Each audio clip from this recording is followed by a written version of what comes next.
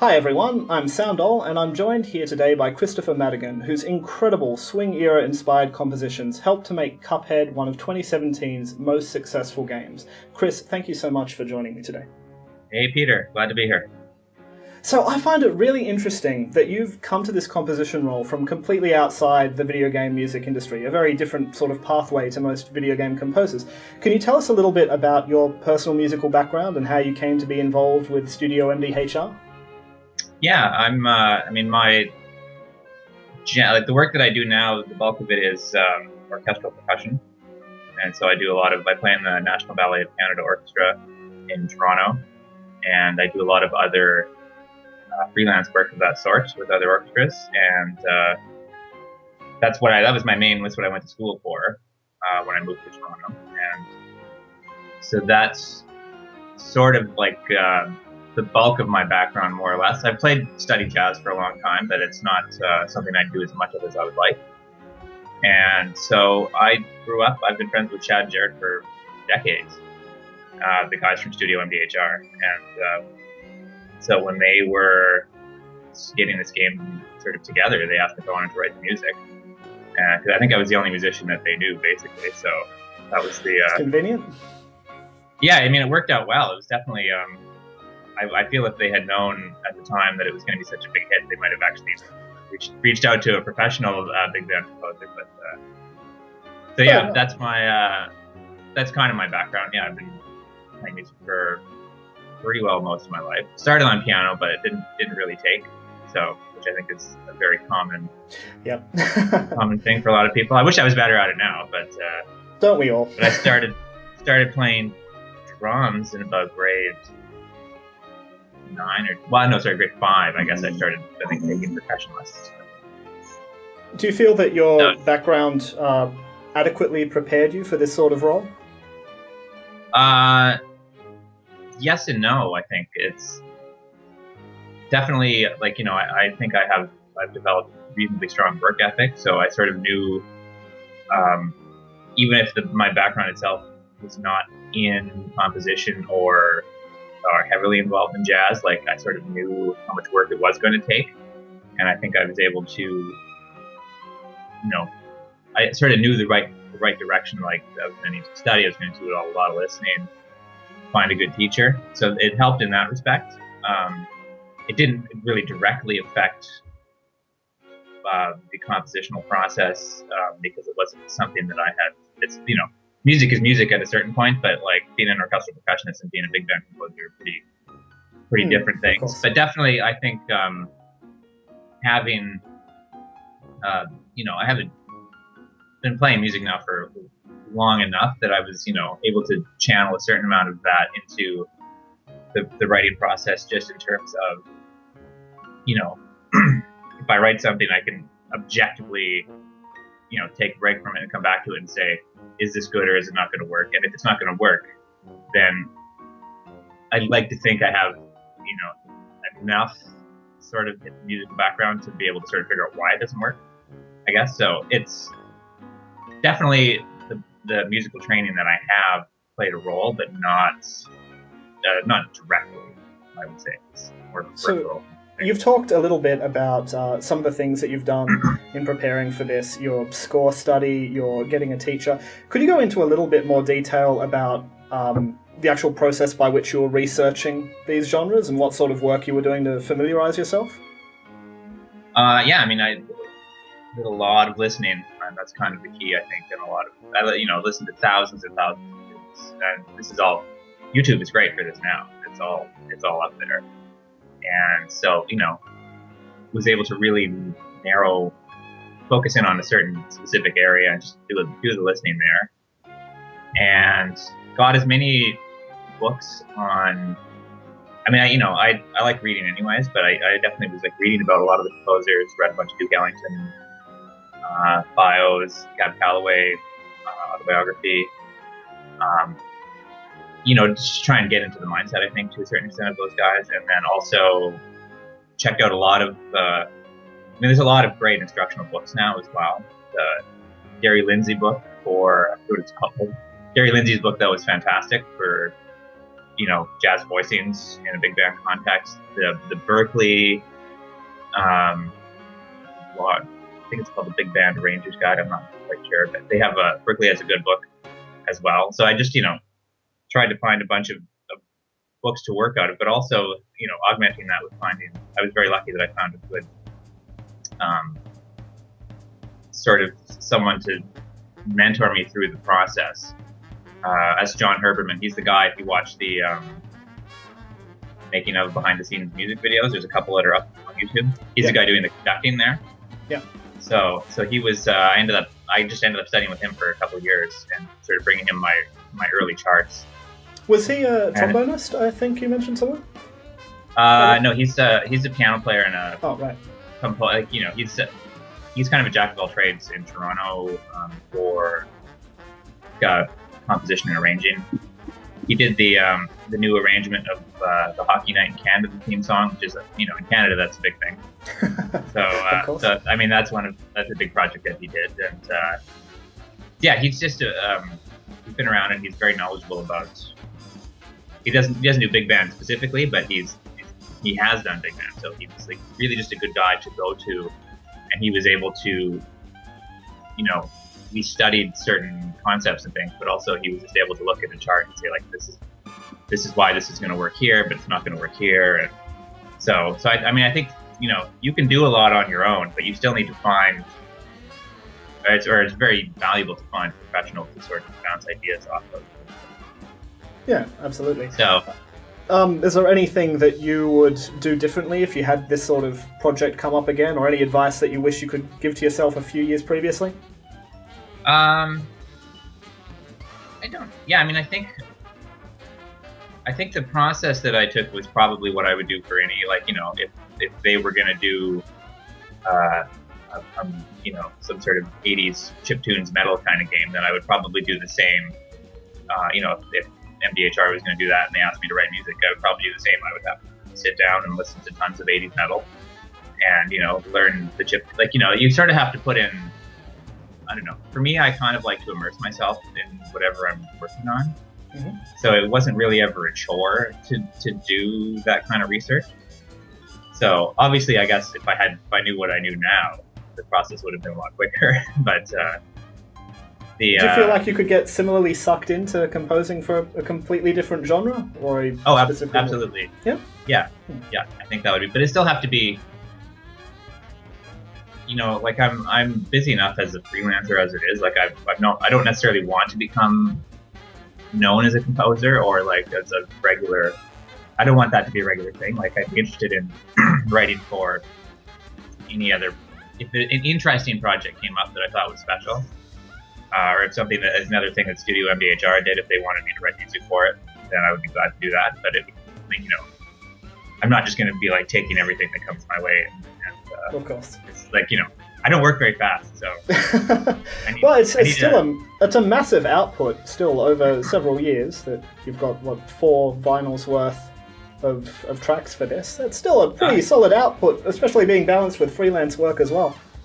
I think if we had known, if we had known how much work it was going to be, I don't know if anyone would have taken on the task either. It was such a aggressive. That's what Chad from MDHR has said, is that the whole thing was baby steps all the way. Because it started off as a much smaller game and similar art style, but not nearly as refined, I think.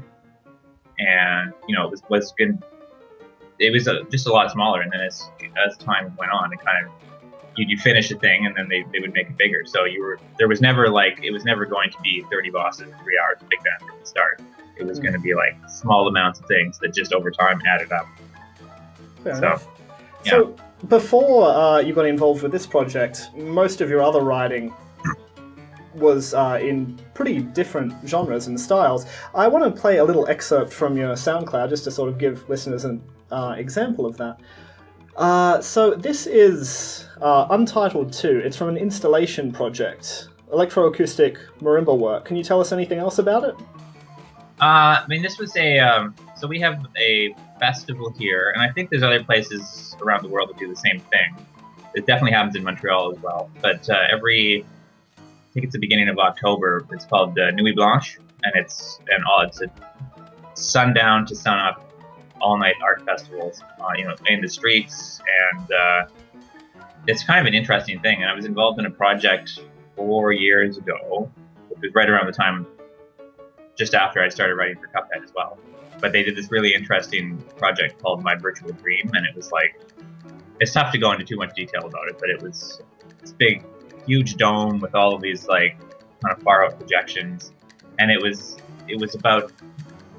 put on by this brain science, like they were doing like legitimate brain research and like trying to use brainwaves to affect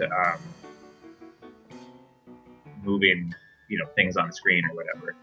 And so it was like legitimate science, health-based science, but they wanted to present it in an artistic sort of form, and they would bring people in from the audience and strap their heads into the thing, and then they would sort of play this thing. So there was 4 of us, if I recall, in the band, and we kind of did, basically during each performance there would be like 2 20-minute performances every hour for like 12 hours. So it was pretty intense, but Yeah. we would just, it was kind of more or less improv based, and so each one of us in the group wrote some background, sort of droney but also ambient stuff to just play, and we would improvise over that.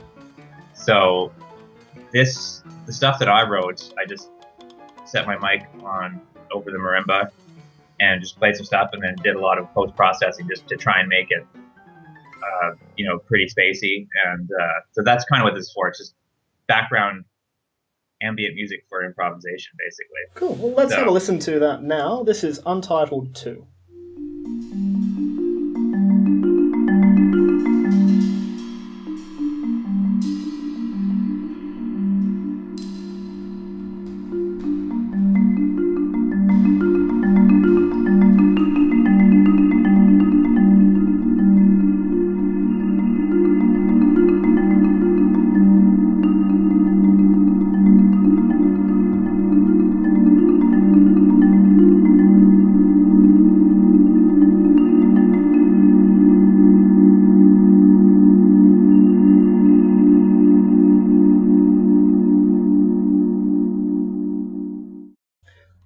So one of the things I found really interesting, when you look at people talking about Cuphead's music online, I've seen a lot of people saying, as caveats to their praise, I normally don't listen to jazz, or I normally work with chiptune and metal, and Cuphead's music has introduced me to something I'm really not that familiar with.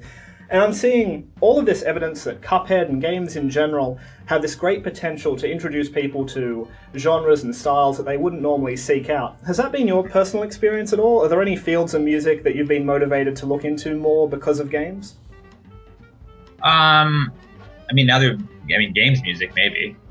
Other than that, not really so much. I think I listen to a lot of stuff regardless. So a lot of, anything I hear in a game that's influenced by something, I've probably already checked out maybe the source at some point. But there's, for this project, I listened to very little, if any, games music at all, because I really wanted to approach it from a strictly big band sense and not worry about what are the video game cliches or tropes that they sort of need to use. And I read some books. I read, the standard whatever textbooks that are out there on game composition, just out of interest sake. But there's a little bit of the kind of dynamic audio in the way that you've mentioned. You have different solo sections replaying when you retake boss fights. Mm-hmm. So there's some influence from approaches to game composition. But yeah, I see your point of the overarching approach. Well, we tried to, it was like, if we're going to go this route and not have typically whatever they do in a lot of games, like maybe layer things as the fight goes on, make it more dance and more exciting. Like, I just wanted to write long tunes, but then that was the point where I was like, so what can we do to this tune without recording it like 6 times in different manners? What can we do to make it more exciting? And so to me, it just seemed like the thing that can change each time is just having different solos play. So, and it's a lot of people haven't noticed that, which I think I honestly didn't notice that before I checked it out. Yeah, later. I think it's good. I think it's subtle in that respect. But it's a good way to get a lot more mileage without necessarily extra recording outlay, I think, as well.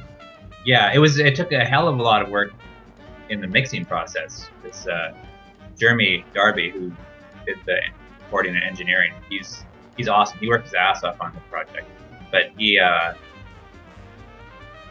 spent months and months doing all of those mixes, because some of the bosses have 5 or 6 or 7 different actual tunes that could play for the same boss. So each one of those had to be mixed. We couldn't just take the solo and plop it in. Like, they all had to be remixed basically from scratch. So it was a lot of work for him on that front. I bet. So I mean, it was easy. Conceptually, it was easy. We just recorded more solos, and then for him, he had to do all of the work. So. Was any of that stuff written out, or is that just all the guys that you brought in able to? Yeah, I mean, that was the improv part that we wanted. That's pretty incredible. So, you bring in the right players, and they do wonders. So. It's also been really nice to see Cuphead making an impact on the Billboard jazz charts. I think it's at number 9, or was it number 9 a week ago, something like that? It debuted at number 9, and then it was off for a couple weeks. And it's back on at number 9. I think the metrics of how they're counting that are vaguely, like, I don't really know. I know, like, we didn't have our Bandcamp set up properly right off the bat because we didn't know. So when it debuted at number 9, that was only from vinyl sales. Oh, which that's is pretty. Yeah, that's pretty weird. And then it was off because the vinyl sales had tapered off, I think, that week. But also they had sold out, so I don't know. They're on back order now, so now it's back on there, but it's still, I don't think it's on iTunes yet. It might have went on iTunes like yesterday, so I don't know. I have no idea how they're counting that.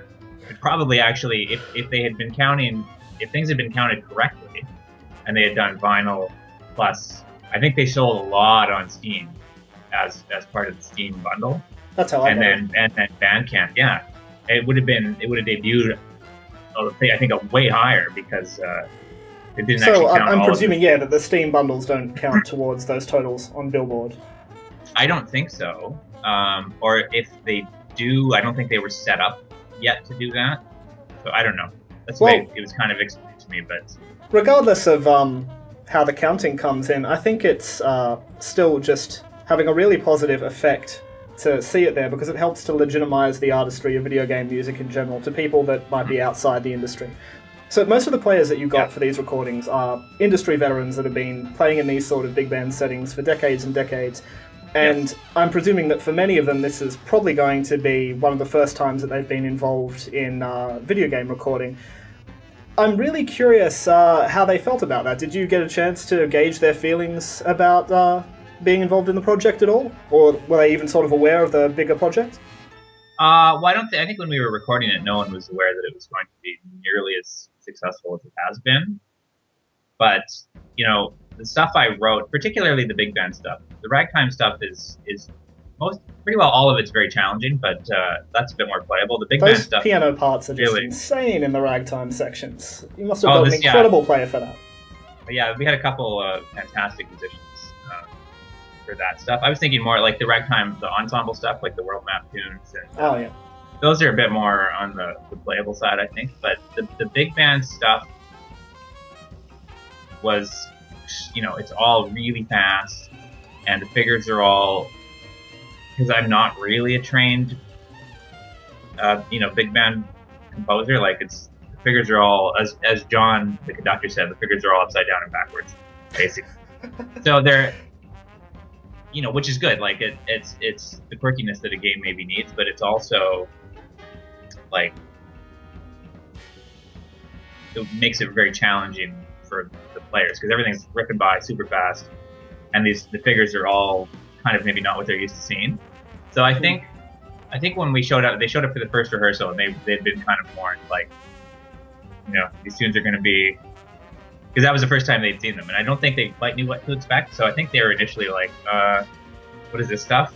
But definitely, they definitely got into the project as it went on, and I mean they're very professional. If they hated it, they still wouldn't have said anything. But I think that I think you can listen to it and tell that they enjoyed think they were having a good time. It's hard to imagine a soundtrack like that being produced from anything but good feelings. I think the exuberance definitely comes across. There's a certain professional pride too. Like, people like being challenged, and then they like rising to that challenge. So, and all of the musicians we got, like, everything was way better than I ever could hope for. Like, with what they brought to the tune. So nice. It worked out very well. And I mean, speaking to what you were sort of talking about earlier too, like, this all sort of ties into bringing jazz to like a larger audience. Like, a lot of it was, when I started, it was like I wanted to do a good job because my friends had asked me to write music for them. I didn't want to like sort of just slough it off and say like, I wanted to do a good job for them. But then I think when we realized that the project had a lot more potential for scope, it sort of became this like respect for the art form sort of thing, because these are going to be lots of people who maybe didn't think they liked jazz or had never really checked it out. And so I think we were conscious that could be a very good thing for the art. So yeah, I think it's doing good on a lot of different fronts. Well, going along with that, with the positive response that the game and the soundtrack has had, we've seen a whole load of covers come out of the video game music cover community that people have made of your music, and it's been so encouraging to see you retweeting a lot of them. Are there any that have stood out to you as being particularly impressive or interesting that you'd like to mention? Oh man, there's so many that. There's I think the bassoon one was pretty good. Bassoonifying. Most of them are doing. They're either like vocal groups doing the introductory music, or they're doing an instrumental version of the option screen music, or they're doing King Dice. King Dice is by far the most favorite. Seems to be the general overall favorite tune of people. So, but there was somebody who did Okami, I think it's called, those instruments. I just learned about them. They're like the automaton. Yeah. Yeah, yes, Miklachu. Yeah. Hers I was actually really great. got her arrangement of, and she's sort of helped a lot of people with this, because the voicing in Don't Deal with the Devil is, fairly hard to transcribe, I think, for people who haven't been working in barbershop stuff. So she made a transcription of that early on, and that's what I used, and that's what Bassoonify used as well, to sort of make that happen. Okay. So, are you in Bassoonify? Did I miss the... He's just one guy, but we've done other covers and things like that together. Yeah. Yeah, I mean, it's funny, like, this is very, I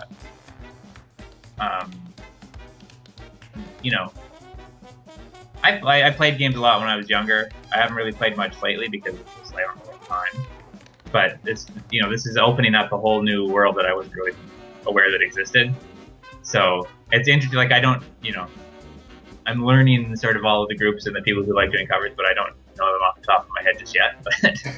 But it's definitely very, flattering that people are doing all of these covers. So we are hoping that at some point to actually publish some charts. It's just partially it's a time issue right now, and we're still just figuring out the logistics of how to go about doing it. But we've had lots of requests from